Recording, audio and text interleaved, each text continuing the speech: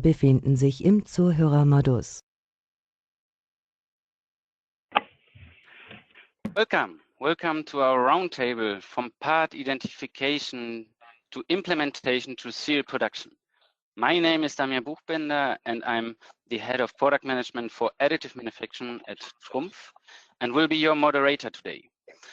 But first of all, I would like to welcome and introduce our guests and TRUMPF colleagues in this round. As guests, we have from Porsche, Frank Ickinger, Senior Engineer, Advanced Engineer, Powertrain. Hello, everyone. Hello, Frank. And from Mahle International, we have two guests, Volker Schaal, Head of Product Design of Thermal Management Advanced Engineering. Hello, everybody. And Dominik Abele, he's Development Engineer, Additive Manufacturing in the New Process Division of Corporate Research. Hi together. And finally, we have one guest from Heraeus, Dr. Hans-Jürgen Wachter, Global Head, Alloy Technologies. Good day to everyone. Perfect. So once again, welcome to our four guests. We are very pleased that you are with us today. From TRUMPF, I welcome Mr. Klaus Parey, CEO in the Laser and Systemtechnik, therefore our head for AM. Welcome to our roundtable tonight. Perfect. And our last, or my last colleague from TRUMPF, Severin Lucius, Head of Application, Consulting and Materials for Additive Manufacturing. Hello, everyone. Thanks for having me. And before I forget it, finally, our assistants from the product marketing, Sarah Stab and Marilena Zimmer from the TRUMPF Holding, who helps us in the backup. Thanks already in advance for your support. And of course, a warm welcome to our auditorium in the virtual meeting during this formnext Connect. So hello to you, warm welcome. And before jumping in, some organizations, 2 words regarding how it works in the next 43 minutes now.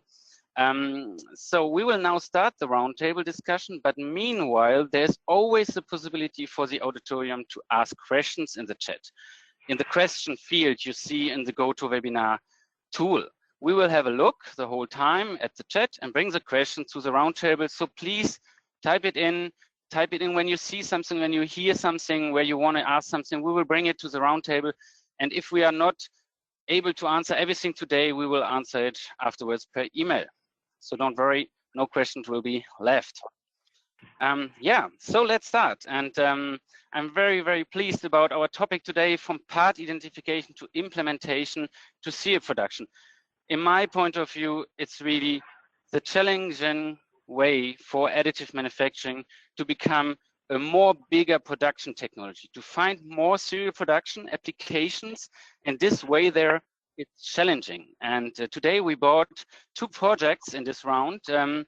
And these project partners, Porsche, Mahle, Heraeus, they want to show us today these projects. So first of all, we will look into detail of these projects, and afterwards the discussion rounds will start, and we will start first by the video movie from Porsche. So please let us look at this video. We will put our videos away so you see only the video.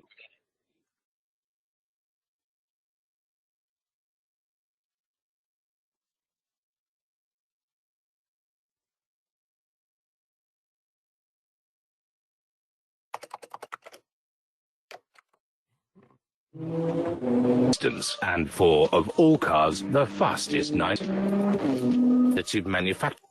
In order to find out their logical optimized material used in the production, adding layer after layer, the laser is used, ensuring by more than 20 degrees centigrade.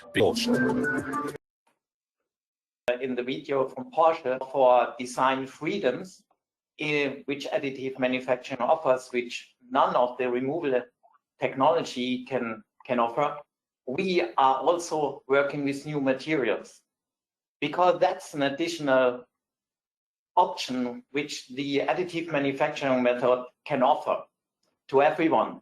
We don't have to work with the materials we work as of today, because we don't need the cold working capabilities of those materials.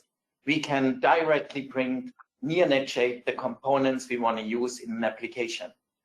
And therefore it's of interest, because we have a new material class which have special and unique properties.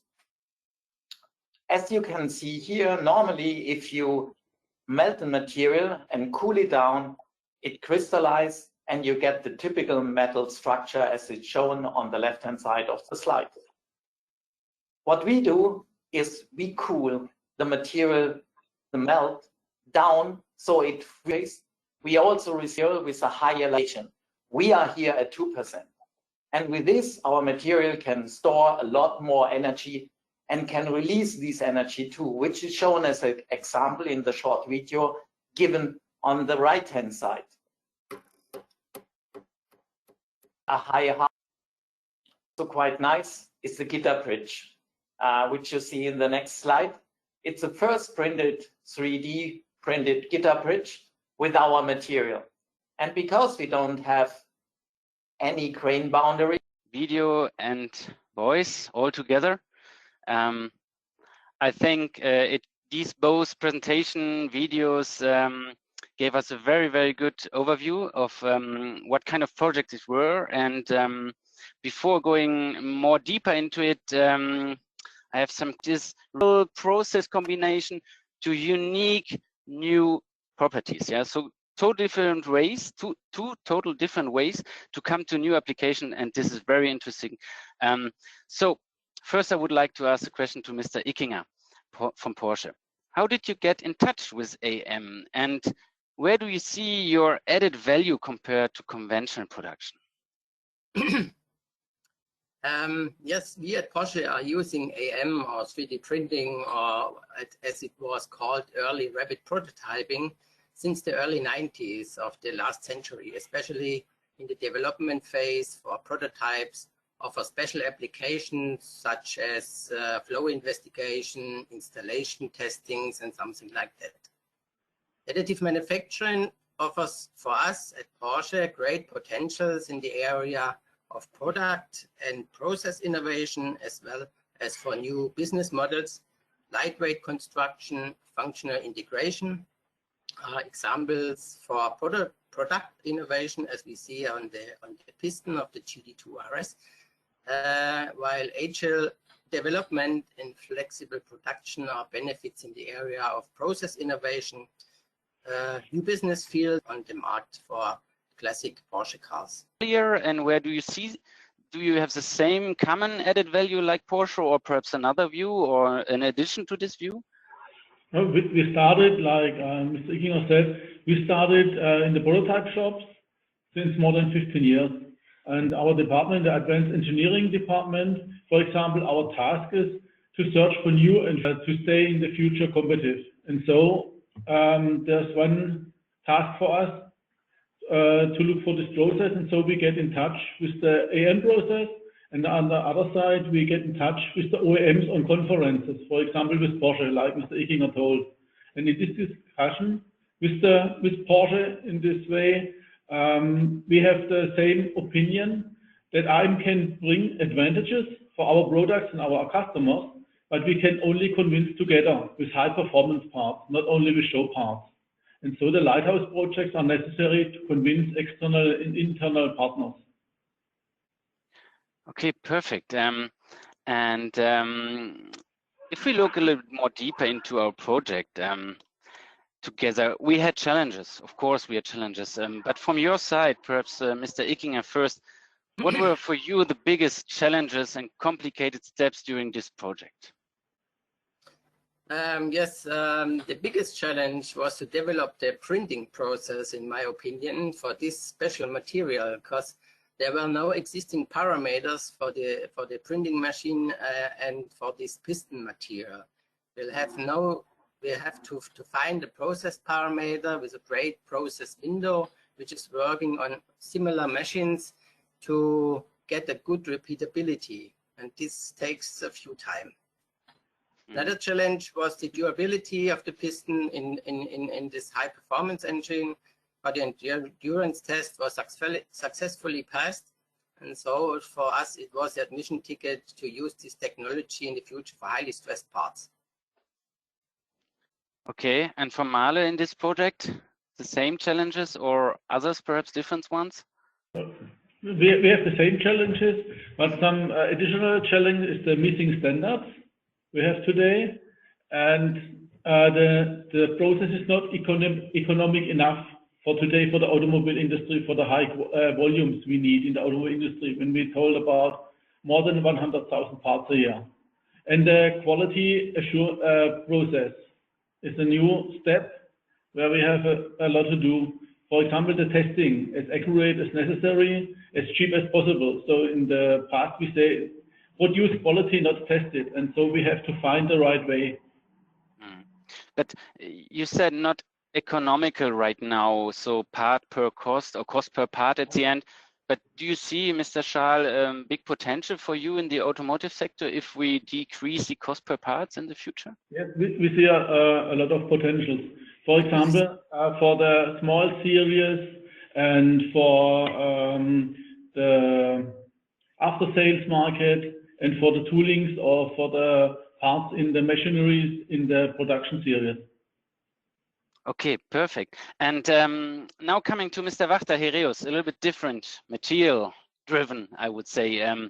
So how did you get in touch with AM the first time? And what was your added value at the end in this project and the biggest challenges? Please give us an insight of your project, please.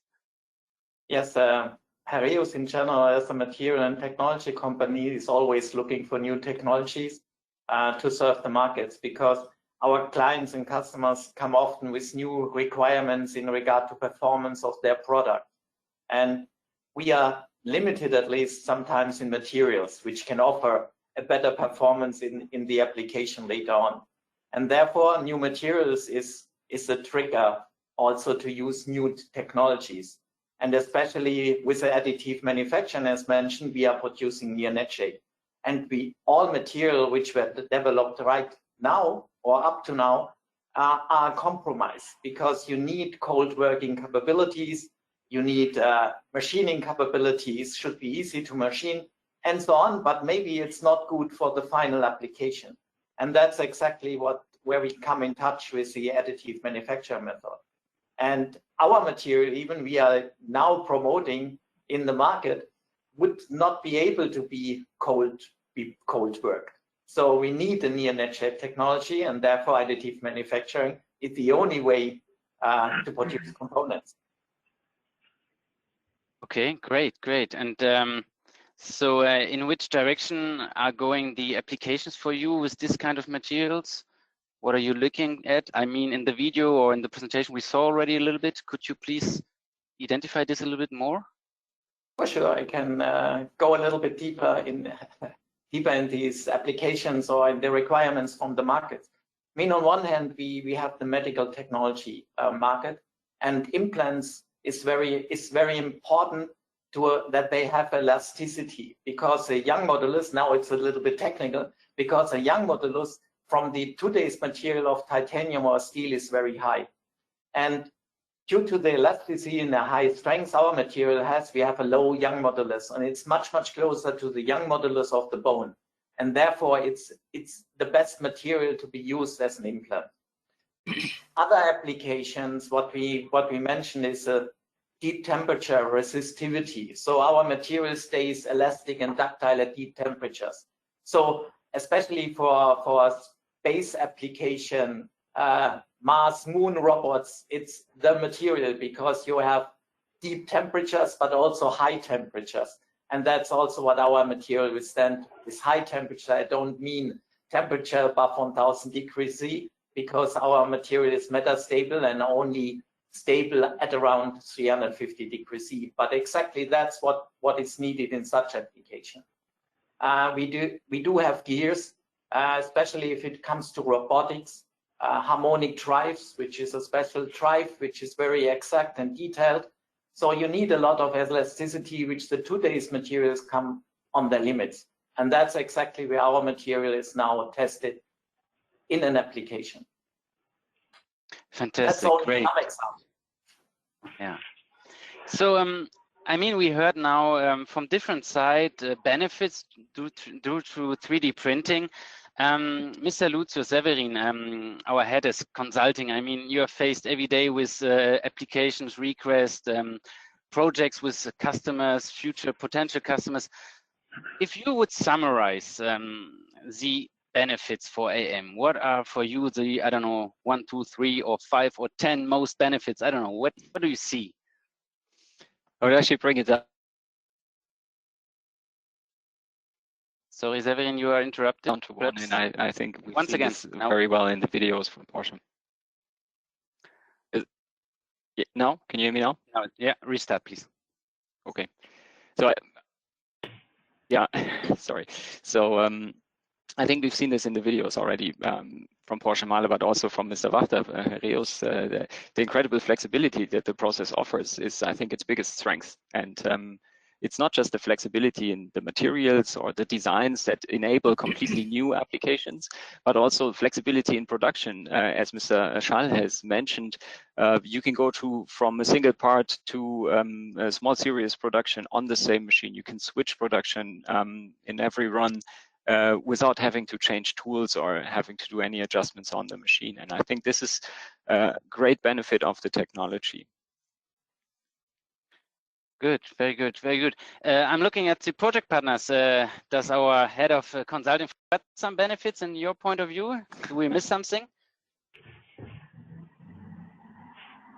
It seems that he summarized it pretty well. Very good. Thanks. So I have more questions to our project partners because right now our auditorium is a little bit quiet. They are perhaps shy. I don't know. Please, we are here for you. We can talk the whole night, and I will open a beer in 1 hour. But if you have questions, you still have only 20 minutes left for your questions. So please go ahead. We are waiting for your questions. We have some topics to talk about. Yeah.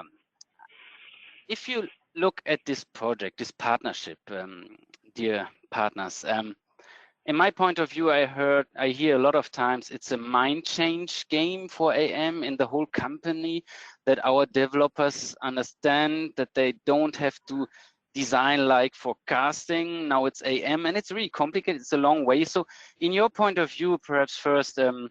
Ickinger, the change process in a company, how does it work for you? We have to start with, let's say, small business cases. We are looking at in our company, especially for our small and special series production, as we see in the GD2 RS.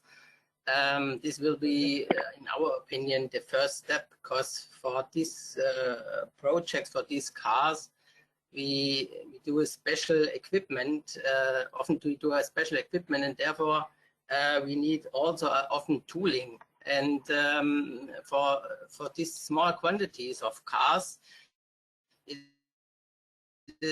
looks much economic with additive manufacturing to do some parts. And this will be for us the first step to go with such applications in, let's say, small series or special series production. Mm-hmm. And for Mahle, how does it work, this mind change process? We start with the analysis of the conventional process, and then with the new process, and compare both. And then we adapted the measurements and the costs for the differences for both. And for this example, a good example is the powder testing, or in the normal process, in the entrance test, we have to check a solid blank. And so we have to compare both processes, and then we have to check the cost and how we can change this process. On the other side of the coin, we discussed it some minutes ago, that not only the technical aspect, but the human aspect is the key factor. It's very important to satisfy the critic with the impression use cases, like the high performance AM piston. When they see that the most highly stressed part in the vehicle is with additive manufacture, it runs well, then so we can change their mindset, and they change the thinking, and they change the path to the new processes, and so for additive manufacturing parts. Okay, perfect. Mr. Wachter, how does it work for you? Because you're coming more from the material. Is it perhaps easier because then, oh yeah, we have new properties, let's go? Or how does it work for you, the mind change? Yeah, that's easy, as you mentioned, because as a decision was fallen that we work in the range of the amorphous metals, the additive manufacturing is the near net shape method of choice. So, and therefore, yes, it fits together, and one doesn't work without the other.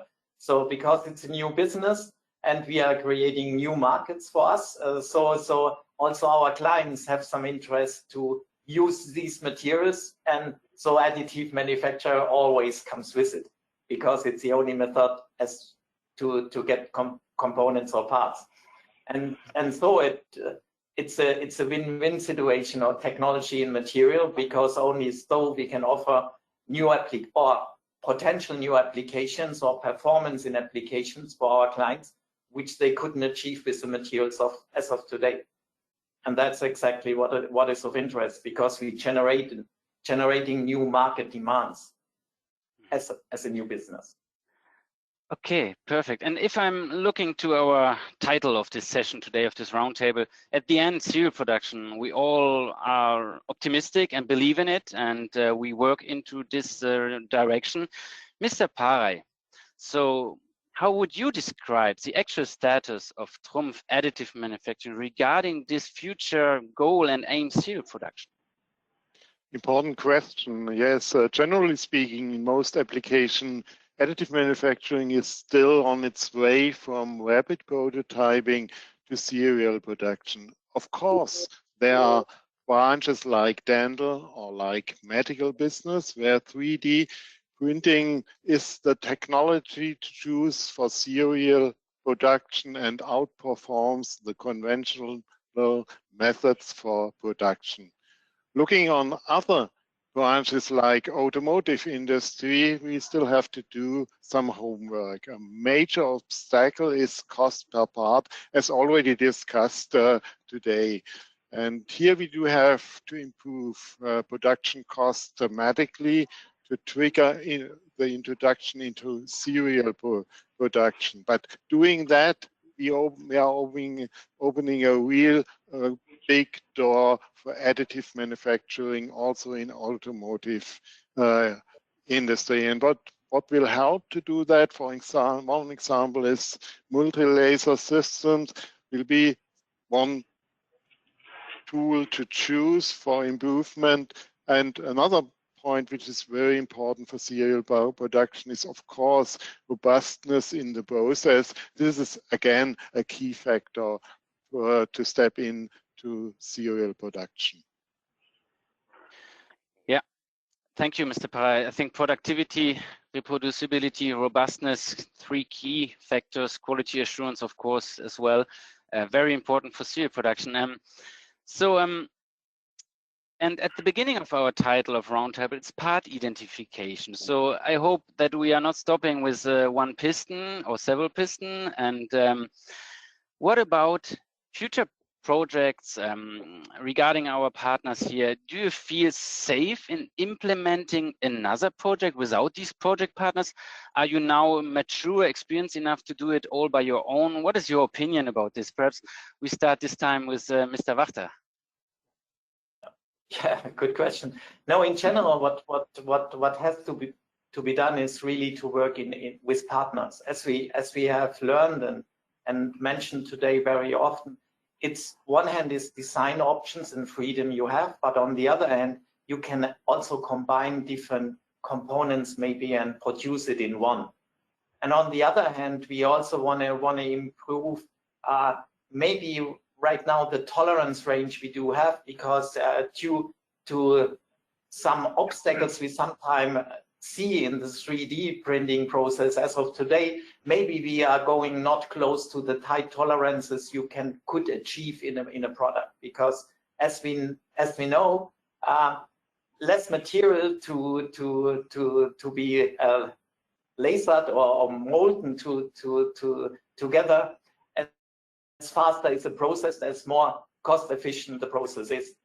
So in general, yes, that's the way. You need the whole supply chain, material, manufacture of components, and for sure the OEM client to say, okay, how can I maybe redesign my components completely to make it hopefully one product for additive manufacturing or one component for additive manufacturing. Absolutely. I think one key point is really the whole process chain. You have to look at it and to see what can I do by my own and what I can't do. So before I'm asking the same question to the other partners here, we have some questions from the auditorium. So I want to bring these in before time is left and over. So one first question is direction I'm going to Mr. Ickinger. Were the pistons produced with the same composition alloy? I mean, the one that you use for casting forging? Yes, this is the same material as we use or as Mahle uses. It's a question for our Mahle guys. So they can take over. Yeah, but it's the same material, yes. Maybe the Mahle guys can say something to this. Yes, yeah, Frank, go ahead. exactly. It's our M174 Plus. It's pulverized to the micron fine powder by a partner of us, and we, together in the project with your TRUMPF colleagues out of the technical department, produce the parameters for it. Now with a small characterization of the material, we reach also the level of the current and around 100-year-old casting alloy too. So we're equal from our mechanical properties at the time. Okay, good. And there's another question. So I'm just continuing once again in direction of Porsche and Mahle. How do you see the future opportunities for additive manufacturing due to now the big game changer, electromobility in the automotive industry? So where do you see this and where are the opportunities for additive manufacturing in this topic? Who wants to answer this first? Maybe I start with a few words. We are looking also for the e-drives, the potentials for our e-drives with additive manufacturing, and we also see, as I told before, in the themes of process innovation in all other departments of our company, like the development parts and also other departments like the chassis, the body, and we are looking with different business cases for where we can use additive manufacturing for this. And in the future, we think maybe it's possible to redesign the whole car with using additive manufacturing, especially for small series production. Let's say like the 918 we had a few years ago. I think the design, if you use this technology, would be totally different to the design what we have today. Okay, perfect. Perhaps another for Mahle. Do you see something in the electromobility, something different to add here? We see big chances for the electromobility because we can think with the new design thinking. We are free from conventional production specifications, and so we can design the parts new and not, like Mr. Ickinger said, not for parts we produce things for 100 years and more. Yeah, absolutely. So I think we open up a complete new topic for a new roundtable. I could talk about, I don't know, with you together 1 hour, but just one comment. I think pure copper and grief wavelengths, just look on the formnext Connect site. This is pretty interesting for electro devices engines, perhaps. But now we have to go to the next questions. So they wake up. It seems they wake up. They see the time is almost over. So how do you see, this is the next question, how do you select suitable parts? And it fits perfect to our part identification, yeah? So in this round, how do you make it to find the right application? I mean, this is one of the key questions for AM. Perhaps Mr. Wachter, how do you do it for your new material?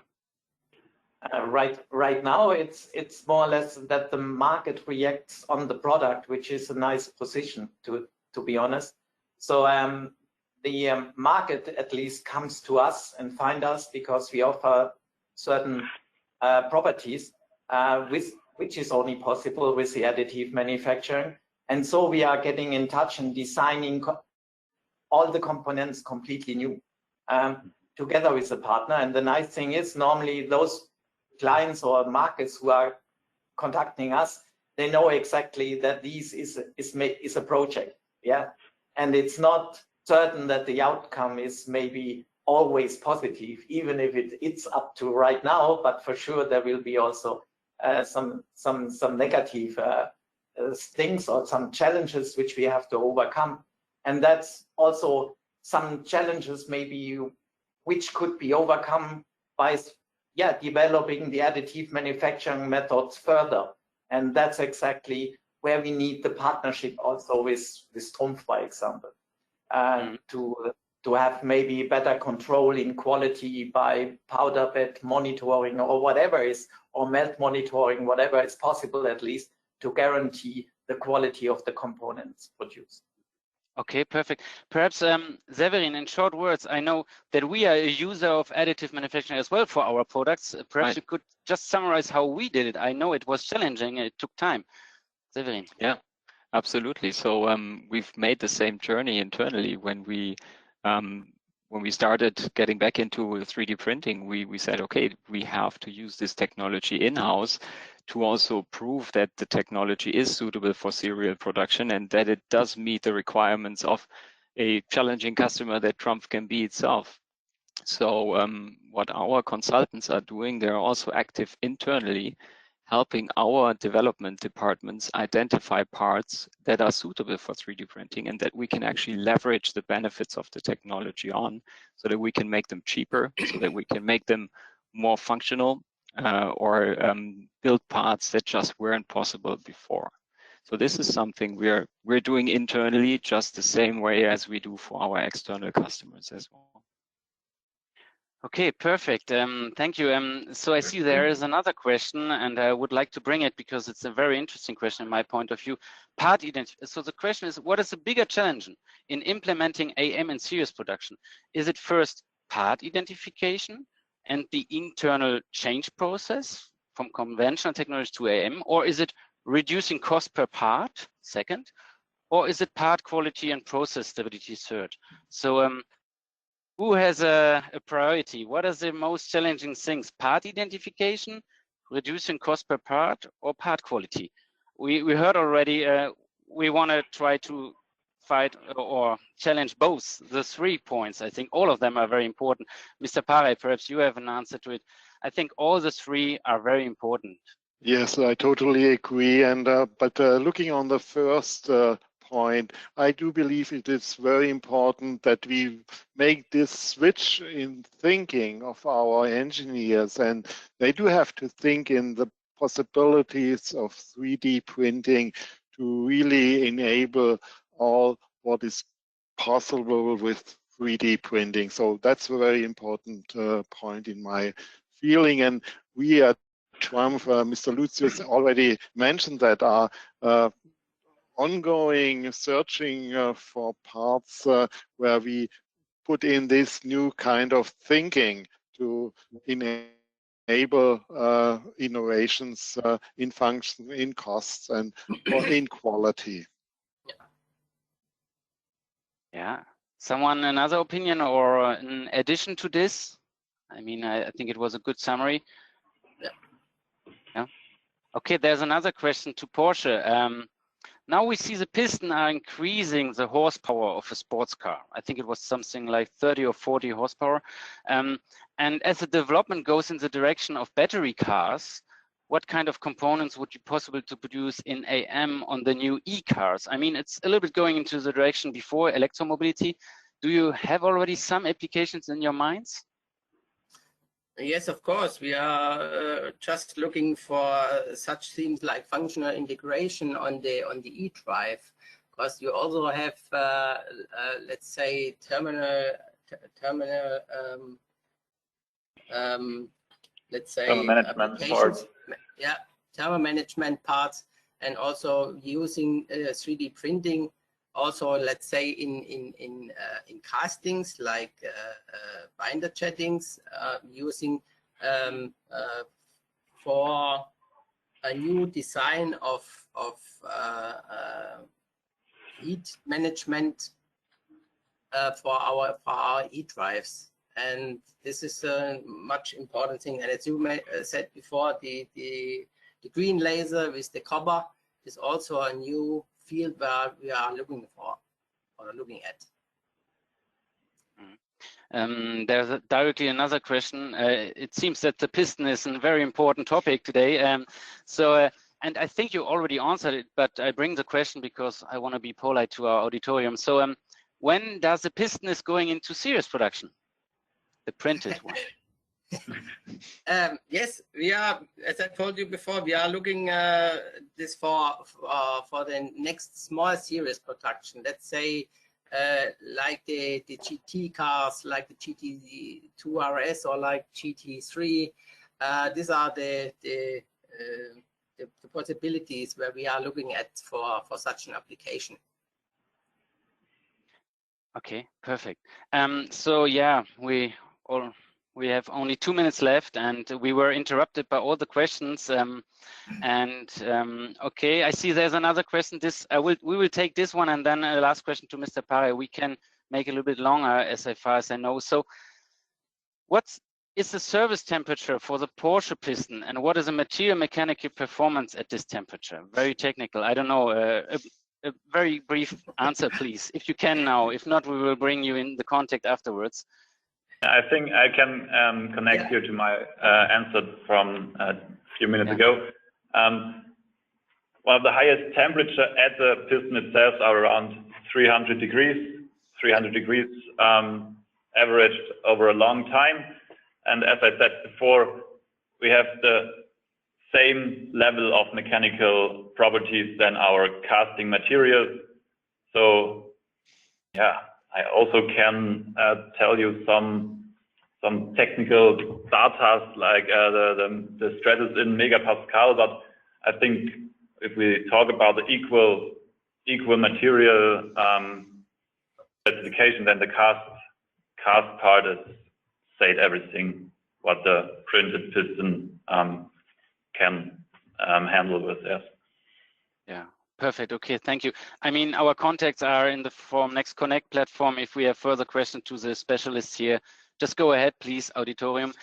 So I just mentioned it. We all were partner and are partner together in this project. We just showed to our customers and auditorium, and we were a little bit interrupted in the discussion between what does it mean a partnership. And I would like to ask Mr. Pare, because you have a long experiences in projects and partnerships, and regarding AM, laser metal deposition and laser metal fusion, more than 25 years now. What is your experience or advice regarding partnerships in additive manufacturing? Yeah. Yes, from the very beginning of AM at TRUMPF, we have been again engaged in partnerships to build up knowledge and to learn more about the needs of our customer. And industrial partnerships like the one with Porsche, Mahle or Heraeus are very positive examples what can be achieved by joining forces. And partnerships with universities and institutes are another way which TRUMPF is following, not only in regards of AM. I mean, without the partnership with the Fraunhofer ILT at the end of the 1990s years, TRUMPF wouldn't been able to industrialize the idea of powder bed fusion. And as a summary, these kind of cooperations partnerships are very valuable, and we will follow this idea also in the future. Yes, thanks. I think there's nothing to add. Thank you, Mr. Pare. And yeah, we are 2 minutes over the time, and 45 minutes are really not a lot. Thank you. Thank you, all of you. Thank you to your speakers. Thank you to the audience for listening and putting questions on the table. Very interesting, I think. So thanks to everyone. I hope you enjoyed the roundtable like I did, and I hope we will have the opportunity soon to meet physically. But I think it was a good test for us in this virtual world, and we could discuss. So it's not so bad. Have a good day and stay healthy. Thank you to all of you. Thank you. Thank you very much. Thank you. Bye-bye. Bye. Bye-bye. Bye.